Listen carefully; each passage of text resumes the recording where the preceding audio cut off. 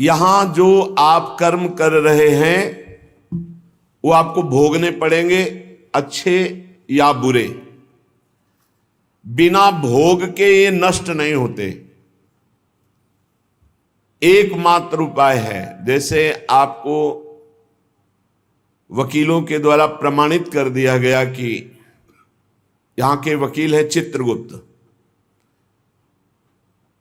पूरी सीन सहित आपकी चेष्टाओं को अंकित किया जाता है, वो आपके मन में है, आगे प्रसंग आएगा। और जज हैं यमराज धर्मराज जी, और दंड अधिकारी हैं यमदूत, और दंड विधान जहां होता उसे कहते हैं नरक।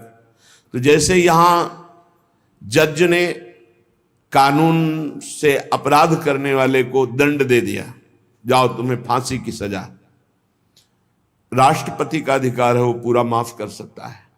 ऐसे ही राष्ट्रपति हैं भगवान श्री हरि। अहम त्वाम सर्व पापेभ्यो मोक्षयिष्यामि मा शुचा। अगर शुभ अशुभ कर्मों से बचना चाहते हो तो एकमात्र उपाय भगवान की शरण में होकर नाम जप करो, अन्यथा अवश्यमेव भोक्तव्यम कृतम कर्म शुभाशुभम। सुमति जी अपने पिताजी को बता रहे, यमदूत ने कहा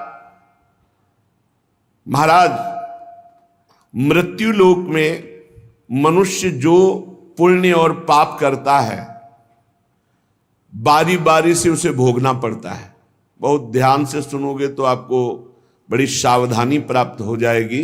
जो छोटी मोटी गलतियां आप हंसी खेल में करते हैं वो भी आपको दंड भोगना पड़ेगा। ये पाप और पुण्य बिना भोगे नष्ट नहीं होते कि आपने पाप कर दिया और दान दे दिया तो वो पाप कट गया, ऐसा नहीं है। पुण्य का अलग विभाग होगा, पाप का अलग विभाग होगा। अगर काट सकते हैं तो सिर्फ भगवान काट सकते हैं। भगवान का भजन काट सकता है, दूसरा नहीं। लाखों जन्मों में जो तुमने पाप और पुण्य किया है, जो एकत्रित है, उसका नाम है संचित कर्म। संचित पाप और पुण्य, और उससे जब मनुष्य शरीर मिलता है या जो शरीर मिलता है उससे जो हिसाब निकाल करके कुछ पुण्य और कुछ पाप, उसे प्रारब्ध भोग कहते हैं।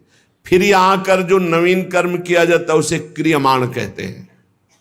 मनुष्यों के लिए जो उनका जमा हुआ पाप और पुण्य है वो अंकुरित होकर बढ़ता रहता है, ब्याज दर ब्याज। बहुत दुर्गति होती है, इसीलिए बहुत जन्म हम भोगे तो भी अपने संचित कर्म को नहीं भोग सकते।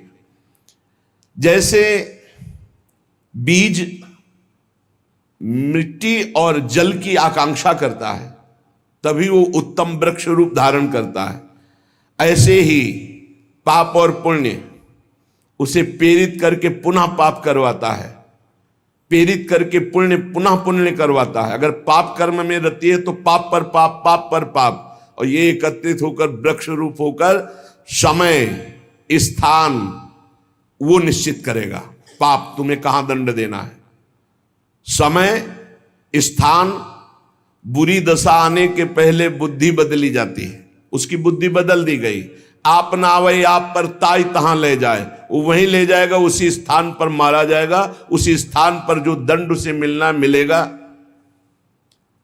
जैसे आपने छोटा पाप किया तो आपके चलते समय पैर में कांटा चुभेगा और दुख होगा।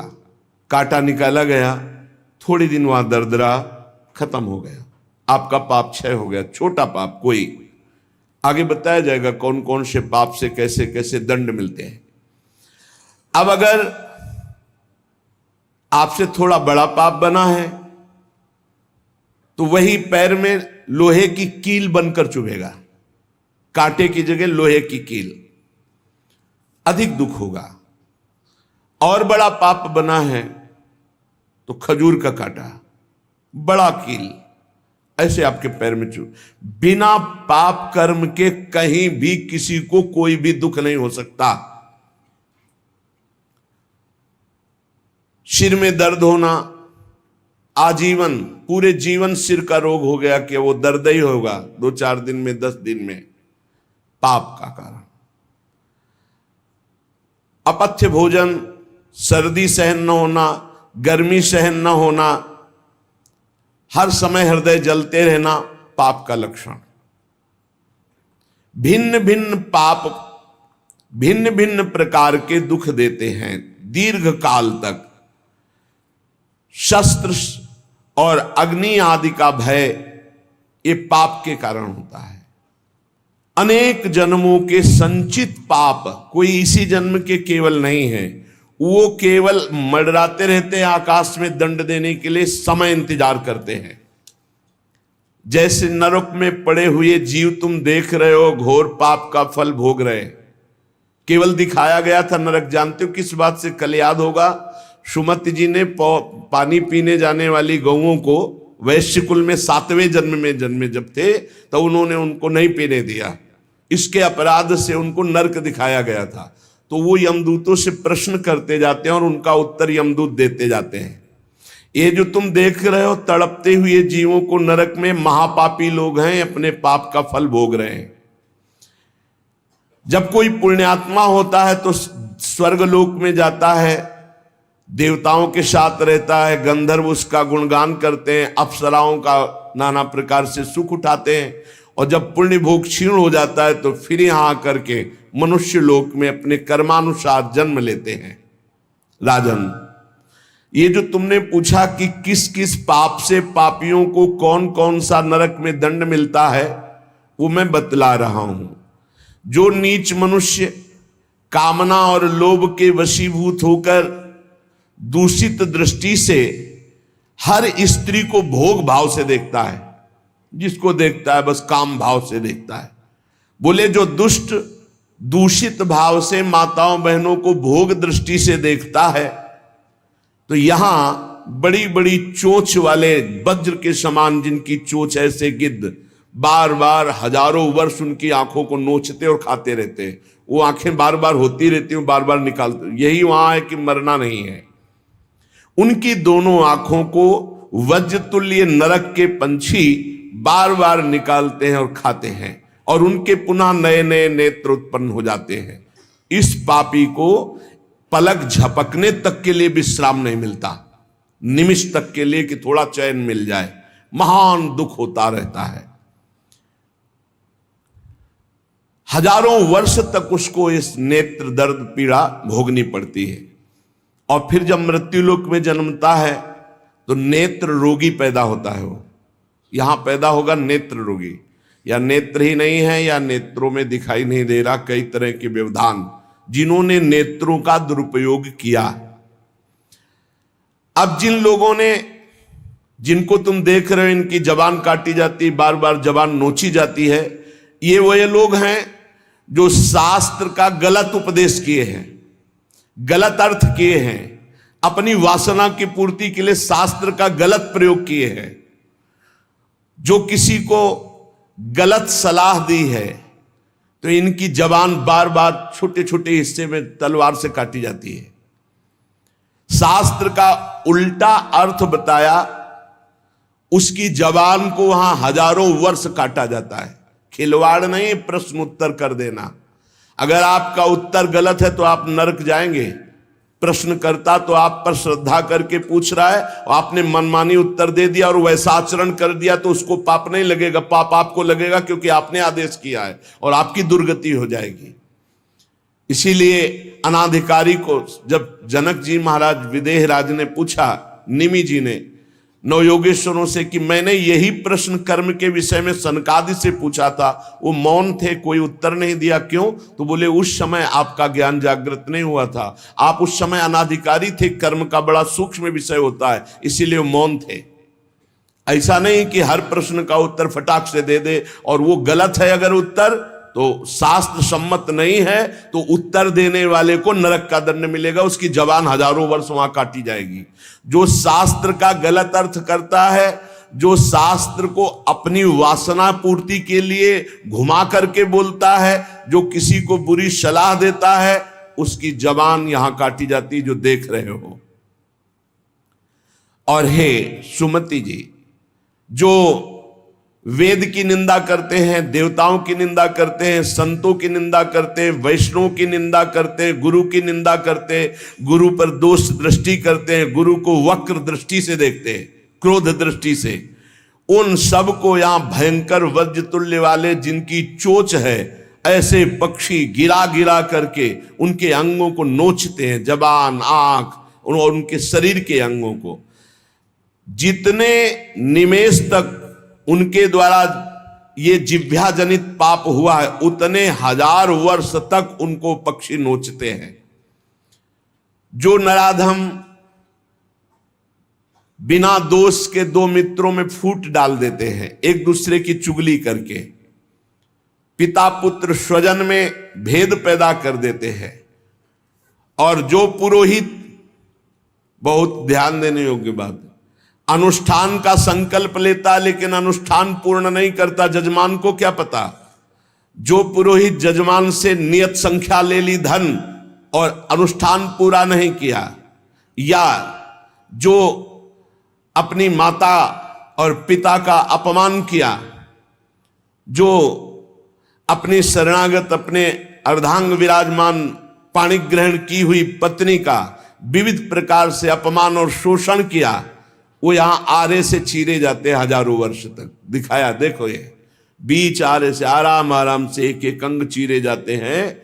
उस पुरोहित को भी दंड मिलता है, उस पुत्र को दंड मिलता है जो माता पिता का अपमान, उस पति को दंड मिलता है जो पत्नी का शोषण, उस पत्नी को दंड मिलता है जो पति से छल करती है। आप खुली आंख इनकी दुर्गति देख सकते हैं। जो दूसरों को कष्ट देने का स्वभाव बना लिया है, बातचीत चेष्टा से कष्ट ही देना है, जो दूसरों की प्रसन्नता में जलते हैं, जो दूसरों की घरों में, सोए हुए घरों में आग लगा देते हैं या फसलों में आग लगा देते हैं और उनको प्राणांतक कष्ट देते हैं, उन अधम पापियों को यहां जलती हुई आग में जलाया जाता है। तुम देख लो, तपती हुई बालू डालकर उनको भूना जाता है और यहां आग में उन्हें जलाया जाता है। जो एक जगह निमंत्रण मिला, फिर दूसरी जगह निमंत्रण मिला, तो पहले निमंत्रण वाले को छोड़ करके दूसरे के यहां निमंत्रण पाकर फिर पहले वाले के यहां निमंत्रण पाने गया। ऐसा नहीं है, ये नर्क का कारण बन जाएगा। एक जगह निमंत्रण है, वहां गए, अगर हम भूखे हैं तो भूखे, नहीं मिला तो नहीं मिला, अब दूसरे दिन देखा जाएगा। 2 3 4 निमंत्रण, ऐसा नहीं। जो ब्रह्मर्षि किसी देव कार्य के लिए, पितृ कार्य के लिए यजमान के द्वारा निमंत्रित किया गया और वो दूसरी जगह भोजन कर लिया, दूसरे निमंत्रण को स्वीकार करके फिर उसके यहां भोजन करने गया, तो उसको यहां नरक में 2 टुकड़े करने वाला दंड मिलता, बार बार उसके 2 टुकड़े। ये बार बार बहुत जगह भंडारा, बहुत जगह निमंत्रण, ये ऐसा नहीं है। सिद्धांत है, तुम भूखे हो तो एक जगह चले जाओ और अपना पेट भरो, भजन करो। ये नहीं कि 5 जगह चले गए तो खूब दक्षिणा 5 जगह की मिली तो सुन लो। ये तस्मा शास्त्रम प्रमाणम, ये शास्त्र है, मनमानी नहीं। पहले ऐसा कभी ब्रह्म ऋषि जन नहीं करते थे। 5 घरों में भिक्षा मांग लो, या निमंत्रण है तो एक जगह जाके पेट भर लो जो रूखा सूखा मिले। ये 14 जगह भंडारा, 14 जगह निमंत्रण, तो उसकी व्यवस्था है। ये नरकगामी बना देगा, बुद्धि भ्रष्ट हो जाएगी। जो सदैव कड़वी बातें बोलकर लोगों के दिल पर चोट पहुंचाते रहते हैं, कुछ लोगों का ऐसा स्वभाव होता है, जब बोलेंगे तो हृदय की पीड़ा प्रकट हो ही जाए, ऐसा उनका है। ऐसे हैं वो, ऐसे बोलते हैं कि अत्यंत पीड़ा दे। ऐसा करने वालों को यहां के पक्षी टूट पड़ते नरक में लाते हैं, नोच नोच करके उनको खाते हैं। जो यहां किसी की चुगली करता है, उसकी जिह्वा तेज छुरे से बार बार ऐसे ऐसे चीरी जाती है, फिर पूरी हो जाती है, फिर चीरी जाती है। जिन्होंने उद्दंडतावश अपने पूज्य जनों का अनादर किया, उनको मारा पीटा, गुरुजनों को, अपने गुरु को, माता को, पिता को, बाबा को, पितामह को, ये पूज्य जन है, ये गुरु के समान पूज्य है। जो अपने गुरुजनों को, पूज्य जनों को अनादर करता है, दंड देता है, मारता है, पीटता है, वो देखो ये कुंड बने हैं विष्ठा के, पीब के और मूत्र के। मूत्र का कुंड, विष्ठा का और पीब का। नीचे करके मुख उन्हीं कुंडों में डाल दिया जाता है, ऊपर से पैक कर दिया जाता है। हजारों वर्ष वही खाओ वही सड़ो, कितना भयानक कष्ट है। नीचे के मुख करके उसमें डाल दिया जाता है। जो लोग भोजन बनाने, बहुत ध्यान से सुनो, भोजन बनाना उद्देश्य रखो, यज्ञ है, यज्ञ के लिए भोजन बना रहे हैं। सबके हृदयों में भगवान है। पहले भोग लगाओ श्री भगवान का, फिर दरवाजे पर निकलो और आसपास झांक के देखो, कोई पशु पक्षी, कोई मनुष्य, कोई संत महात्मा, कोई भूखा तो नहीं दिखाई दे रहा। अगर एक गाय है, कुत्ता भी, तो घर से जाओ, रोटी लाओ, पहले उसे डालो, भगवत स्वरूप मान करके पहले। फिर अपने घर में जो बड़े बूढ़े हैं सबसे पहले उनको पवाओ, बच्चे जो हैं उनको पवाओ। अच्छी अच्छी चीज तुम पालो, बड़े बूढ़े नहीं, अभी आगे आएगा, उनको भी दंड मिलता है। तो जो रसोई बनाए तो उसे भाग लगाना चाहिए। देवता का भाग, अतिथि का भाग, कौवे का भाग, गाय का भाग, और अपने जो पूर्व के बुजुर्ग जन हैं पहले उनकी सेवा। अच्छा, जो भी रसोई बने, भगवान का भोग लगाया, दरवाजे तक गए, अतिथि को देखा, एक गौ के लिए ग्रास निकाला, एक कौवा पक्षी आदि के, जरूर जरूर ये नहीं निकालोगे तो पाप है। गीता जी में कहा जो अपने लिए पका के पाता है वो पाप पाता है। तो जो अभ्यागत, अपने बुजुर्ग और अतिथि, अब कोई साधु महात्मा आया, माना कोई भी हो, वो दरवाजे में पुकारा, राधे श्याम, आप छुप नहीं सकते, आपको निकलना पड़ेगा।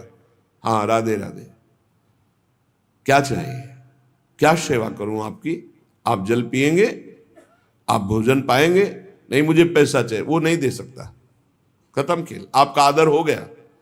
आप मृदु वचन में इतना तो बोल सकते हैं, राधे श्याम, आप इतना बोल सकते हैं, आप जल पिएंगे, आप रोटी पाएंगे, भोजन प्रसाद पाएंगे। नहीं, मुझे रुपया चाहिए। नहीं, मेरी श्रद्धा नहीं, मैं नहीं दे सकता, सामर्थ्य नहीं है, श्रद्धा नहीं है, कुछ भी आप कह दो उस पर चलेगा, पर आपको निकलना चाहिए। यदि आप छुपे रहे हो, आपके कान में आवाज आई, आपके दरवाजे से भिक्षुक वापस जा रहा, तो आपके सुकृत नष्ट हो जाएंगे और आपको पाप लगेगा।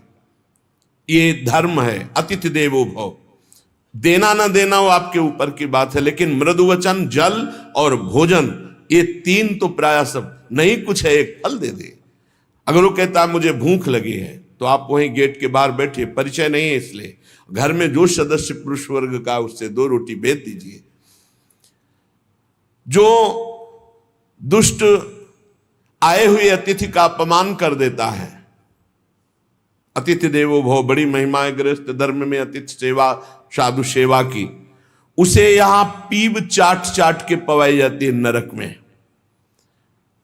उनका बुरा हाल होता है, बहुत सावधानी। इसीलिए धर्मात्मा पुरुष एक एक कार्य को बहुत धर्मपूर्वक, जो यहां दूसरे के भाग का अपहरण कर लेते हैं, पंगत में एक ही भोजन चलना चाहिए, ऐसा नहीं छुपा होना चाहिए कि 10 लोगों को और 10 लोगों को और। घर में ऐसा छुपाव नहीं होना चाहिए कि बूढ़ा बुढ़िया के लिए सूखी रोटी दाल और आप गर्मा गर्म हलवा और अच्छे अच्छे पदार्थ पा रहे हो। जो ऐसा भेद करके भोजन करता है, मुखिया मुख सो चाहिए, खान पान सो एक। जिसके घर में समर्पित नौकर हैं उनको भी वही भोजन पवाओ जो तुम पाते हो। ऐसा नहीं हो सकता कि तुम बढ़िया बढ़िया और फिर निकृष्ट भोजन उसको, ये तुम्हारा पाप बन रहा है। सबके हृदय में भगवान है, भोजन वही, तुम भले बचा खुचा पालो, घर के मालिक हो, लेकिन सेवकों को, बालकों को, वृद्धजनों को, अतिथि जनों को भरपूर। ये धर्म का ज्ञान अगर नहीं है तो फिर कह रहे हैं कि शरीर बड़ा भयानक मिलता है और मुंह सुई की नोक के बराबर होता है। अब वो इतना भूख से व्याकुल होता है, पर उसको खाने को क्या मिलेगा? वही गंदी चीज और सुई की नोक के, और हाथी जैसा शरीर, और भूख से वो तड़पता रहता है। ऐसा हजारों वर्ष नरक में मिलता है। जो लोग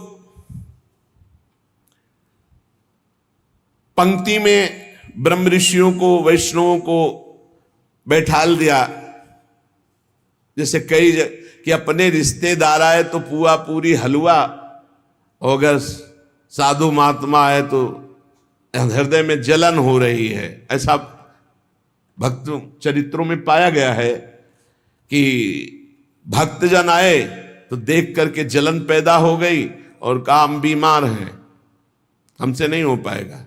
और जब उनका भाई आया तो पुआ खीर और सब चकाचक, तो भक्त आए तो उन्होंने कहा हमारे रिश्तेदार भक्त आए तो तुम्हारा शरीर दर्द कर रहा था, और जब तुम्हारे भाई आए तो बोले रिश्तेदार ऐसे चले जाएंगे? नहीं तो संत वैष्णव ऐसे चले जाएंगे। पूरी पुआ खीर सब संतों को पवाया, और जो खिचड़ी आज स्वयं बनाई थी वो पवाया उनके रिश्तेदारों। जो ब्रह्म ऋषियों को निमंत्रण करके, साधु वैष्णव को पंक्ति में बैठाल करके अपने लिए अच्छा भोजन, देखो बहुत सावधानी। हरिराम व्यास जी ने जब देखा उनकी पत्नी दूध परोस रही थी, उनके उसमें मलाई गिर गई तो नाराज हो गए और कहा ये पति है शरीर इसलिए मलाई गिरा दी, जाओ आज से सेवा से त्याग। हमारे पति ये संत जन है, संत जनों के आगे मलाई क्यों नहीं गिरी? दूध की मलाई हमारे आगे ही क्यों गिरी? क्योंकि हरिराम व्यास रूपी शरीर तुम्हारा पति है, इसलिए मैं तुम्हारा त्याग करता हूं, आज से सेवा में तुम्हारा अधिकार नहीं। यद्यपि उनका ऐसा भाव नहीं, लेकिन कितने इसीलिए सावधान। अब अपने घर वालों के लिए अच्छे अच्छे लिए और संत महात्मा वैष्णव अतिथि के, तो बोले उसे दंड मिलता है, नरक में ला करके उसे विविध प्रकार से सताया जाता है। जब कोई अर्थार्थी शरणागत तुम्हारी शरण में आ जाए और तुम उसके साथ धोखा करो तो यहां भी दंड मिलेगा और वहां भी दंड मिलेगा। एक पूज्य भाई जी से हनुमान प्रसाद पोद्दार जी ने घटना लिखी कि मैं नाम खोल करके नहीं कहूंगा क्योंकि उनके पारिवारिक जनों को दुख होगा। मेरे परिचय के थे भाई जी महाराज के, मेरे परिचय के थे, गांव भी लिखा है, गांव का नाम भी लिखा है कि वो मेरे परिचय के थे और दो भाई थे। उनमें से किसानी का कार्य होता था। किसानी के बहुत पुरानी घटना नहीं है भाई जी महाराज कह रहे, कुछ वर्ष की है, अक्षरशः सत्य है। ये कोई हम कथा नहीं कह रहे, हम जानबूझ करके पता नहीं दे रहे। मुझे जिला गांव सब पता है। वो कृषि कार्य करते थे, गृहस्थी का कार्य किसानी से पूरा होता था। उनके पास एक बैलों की जोड़ी बहुत सुंदर थी और एक बैल, दो भाई थे। एक दिन संध्या काल के समय जो व्यापारी थे बैलों के, उनको पता चला गांव में दो किसानों के पास बहुत सुंदर दो जोड़ी बैल हैं, एक जोड़ी से उनका काम चल सकता है, आप प्रयास करेंगे तो एक जोड़ी बेच देंगे। अर्थ है आपकी शरण में आया है तो आपको अपने प्राणों की बलि चाहे देनी पड़े, उसकी हानि नहीं होनी चाहिए, शरणागत की हानि नहीं होनी चाहिए। अगर हानि हो गई तो नारकी गति मिलेगी और यहां भी दंड मिलेगा तत्काल। ये महत पाप है, शरणागत का त्याग महत पाप है। अब वो दो व्यापारी थे, अब वो कई बैल खरीदना बेचना उनका काम था। वहां आए और उस समय 12,000 रुपए की जोड़ी तय की। उनको बहुत अर्थ लगा, 12,000 रुपए मिल रहे, दो से काम चला लेंगे, फिर गौएं हैं बछड़े हो जाएंगे, फिर काम चले।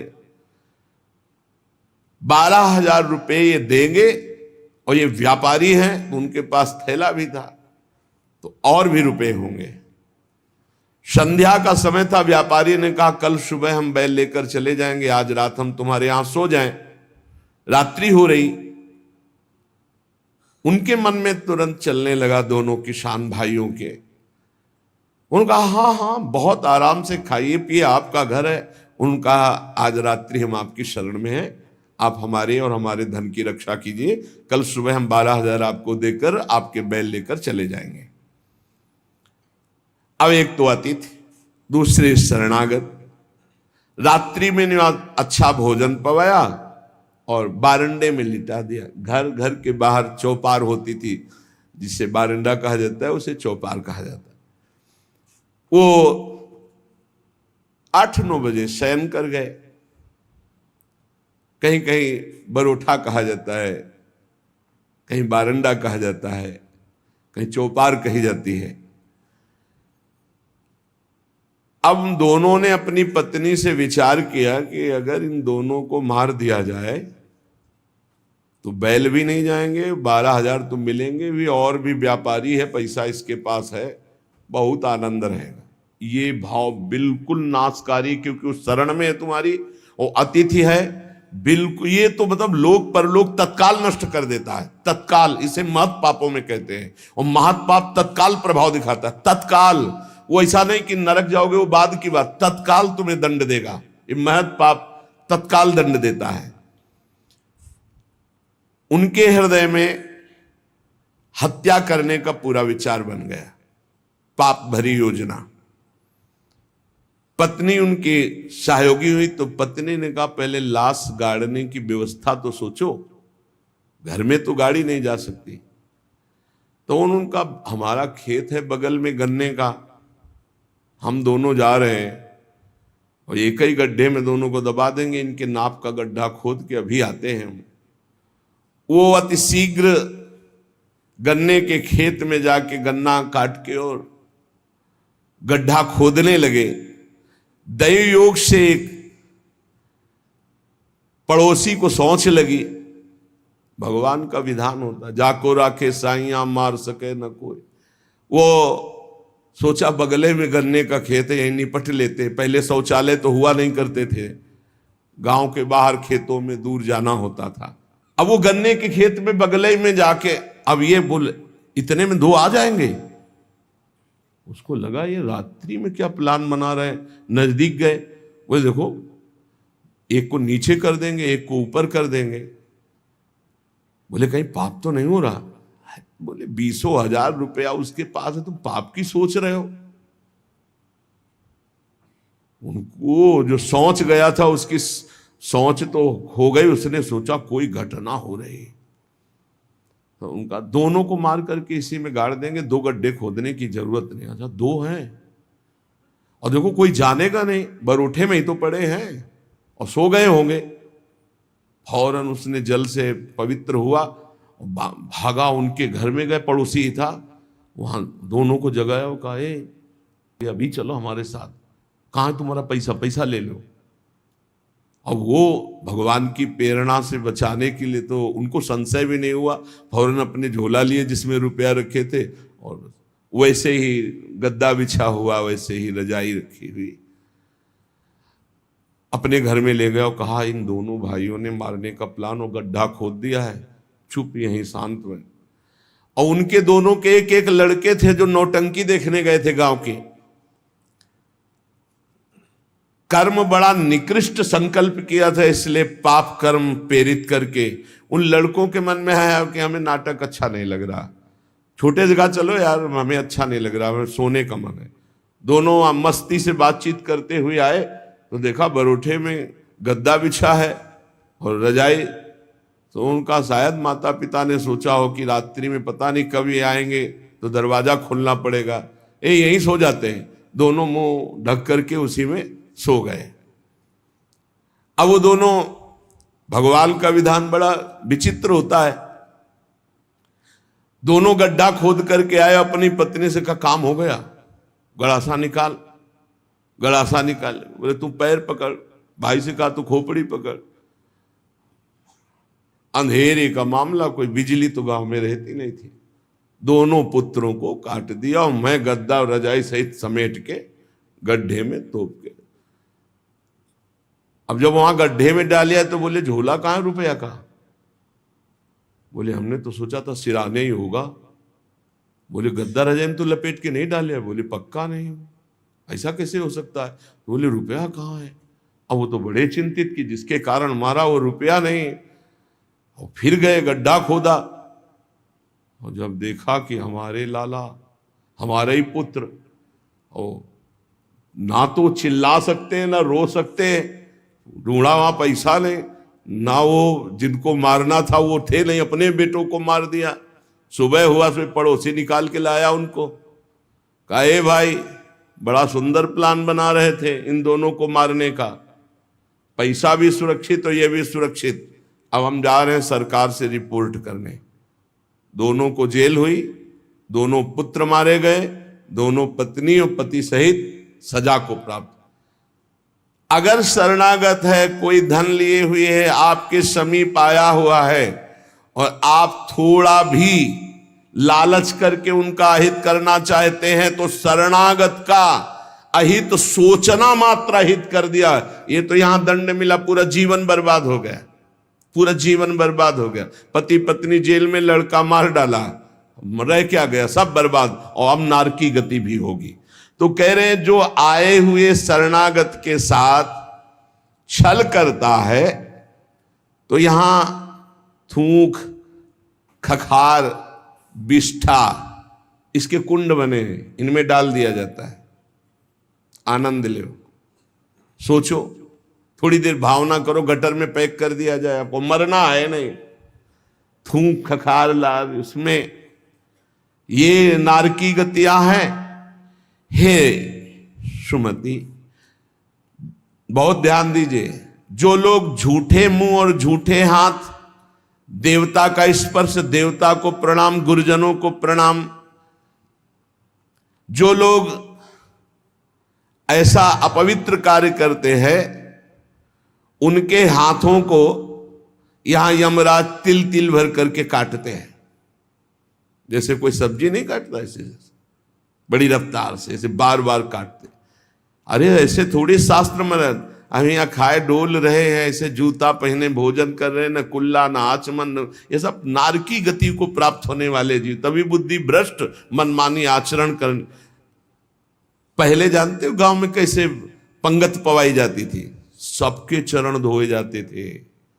आप महाभारत में पढ़िए, राजसू यज्ञ में जितने राजा आए थे सबसे अग्र पूजा भगवान की हुई, लेकिन भगवान ने सेवा ली थी सबके चरण धोने की। कितना पवित्र व्यवहार था, शास्त्री, पट्टी बिछा दी, चरण धो दिए, हाथ धुलवाए, कुल्ला करवाए, सब बैठे, सबके तिलक पूजन, और सबका फिर वो पत्तल, दोना, सकोरा, ये पवित्र है। ये होटलों में जो खाते हैं ना, वहां रज लगा के थोड़ी धोते हैं, ऐसे मारा पानी पाइप से, बस वही रुमाल हजारों में फेर दी। अब मतलब किसको है, जब वो कौन सा भोजन कहते हैं जिसमें सब ऐसे ले लेकर पाते हैं?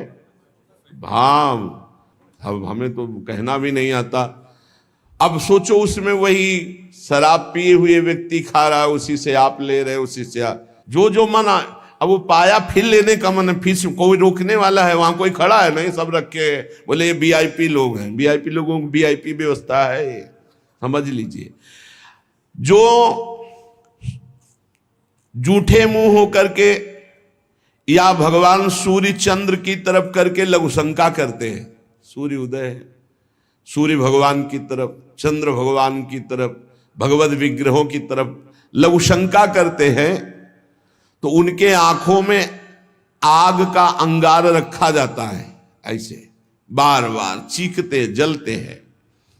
जो जेठ होकर अपने लघु भ्राता की पत्नी के साथ गलत, पिता होकर अपनी पुत्री के साथ, भाई होकर अपनी बहन के साथ, या गुरु पत्नी के, ऐसे लोगों को तपाई हुई लोहे की स्त्री के साथ बेड़ियों से, लोहे की ऐसे जंजीरों से जो जलती हुई, उसी में जकड़ दिया जाता है।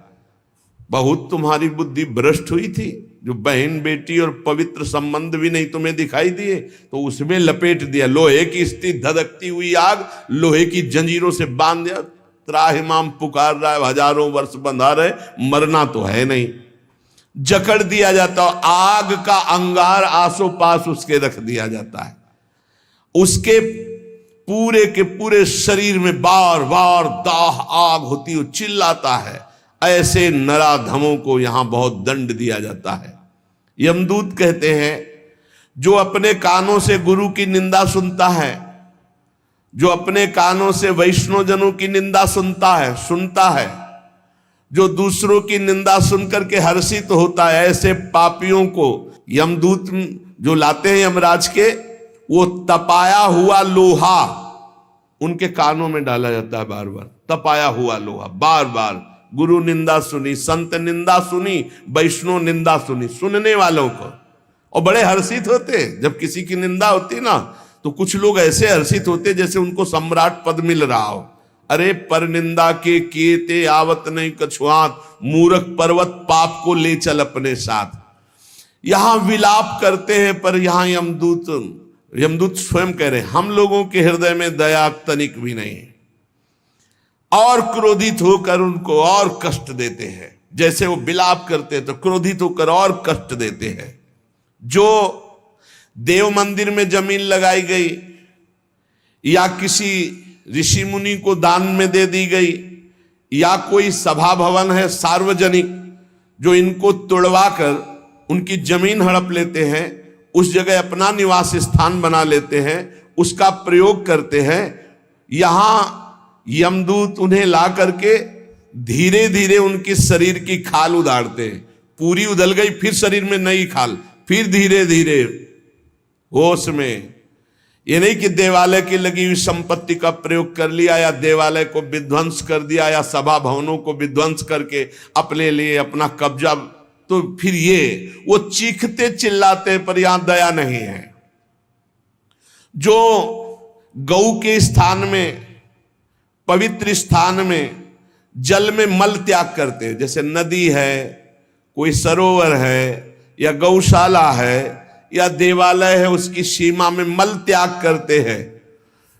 यहां के बड़े बड़े कौवे जिनकी लंबी चोंच होती, उनकी गुदा द्वार से आते खींचते हैं बार बार, बहुत होश में।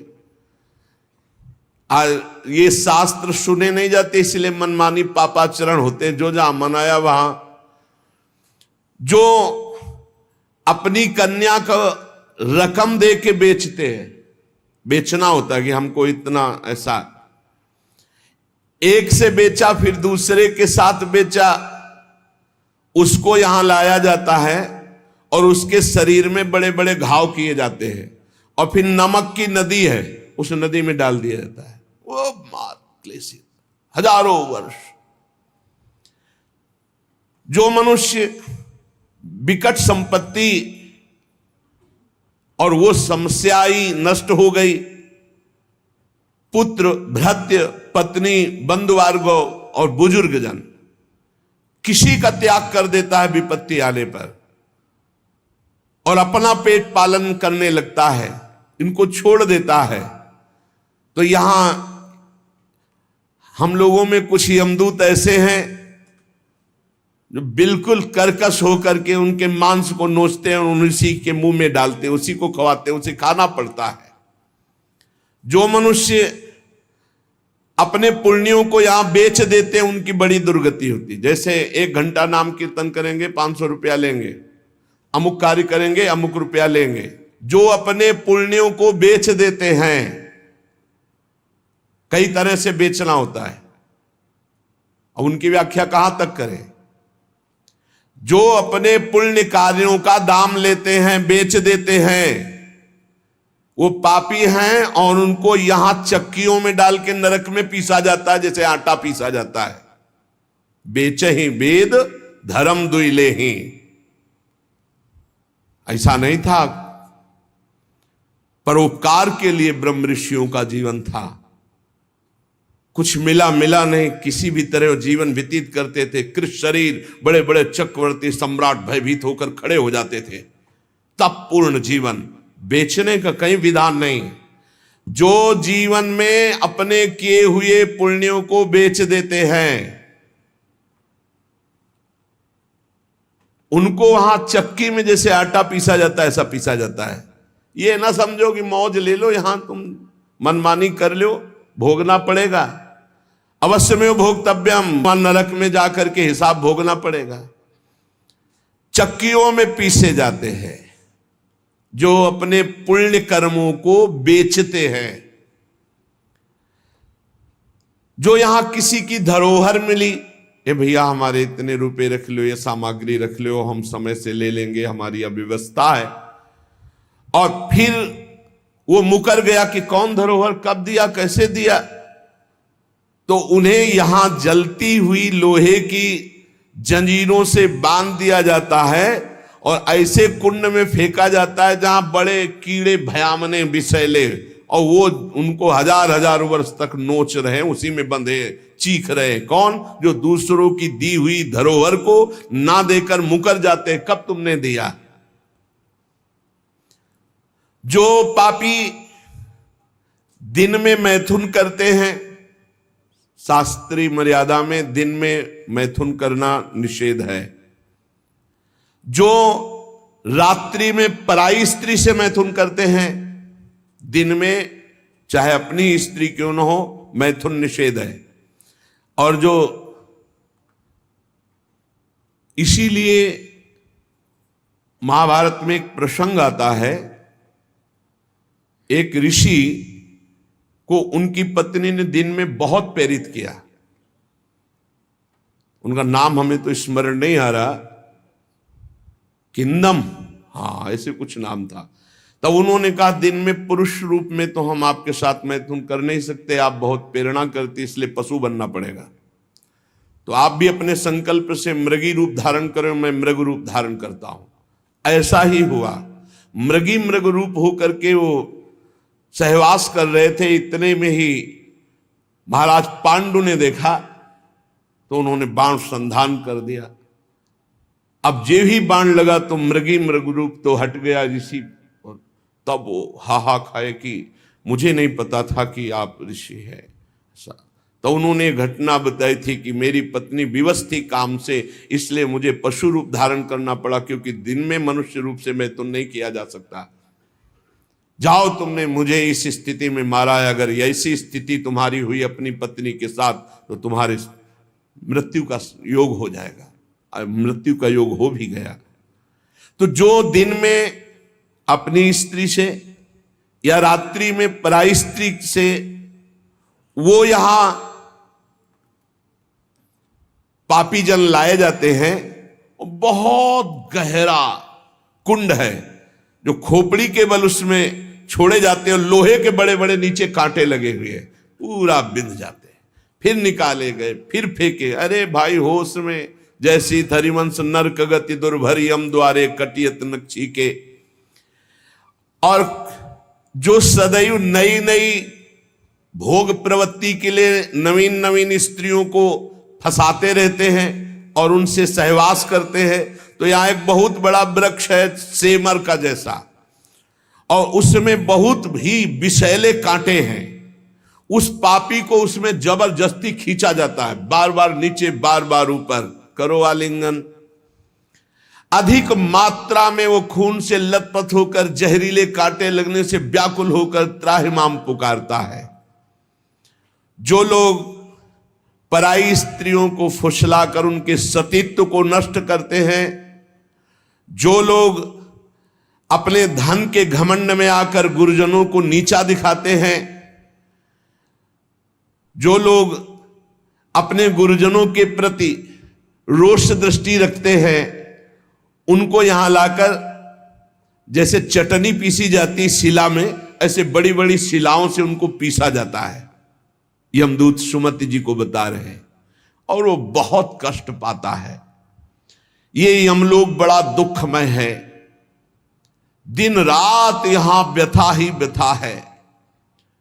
जो जल में मूत्रते हैं, कुल्ला करते हैं, थूकते हैं, विष्ठा करके सोचते हैं, बोले ऐसे लोगों को यहां थूक, विष्ठा और मूत्र से भरे हुए दुर्गंध युक्त नरक के कुंडों में डाला जाता है। अरे ऐसा थोड़ी साष्टांग दंडवत करो यमुना जी गंगा जी में और अपने घर से शौच आदि क्रिया करके। यदि नहीं ऐसा तो पात्र में लो और जल पियो पहले, और फिर दूर जा करके बहुत दूर शौच आदि होकर मिट्टी से ही हाथ और सब पात्र मार्जन करके फिर आओ, फिर पात्र मार्जन करो, फिर जल लो और दूर जा करके कुल्ला। ऐसे पवित्र, जैसे गंगा किनारे भ्रमण करने वाले संत जन हैं तो सारी दिनचर्या गंगा जी से होती, पर बड़ी सावधानी से होती। ऐसा थोड़ी कि शौच लिया जाकर गंगा जी, ऐसा नहीं।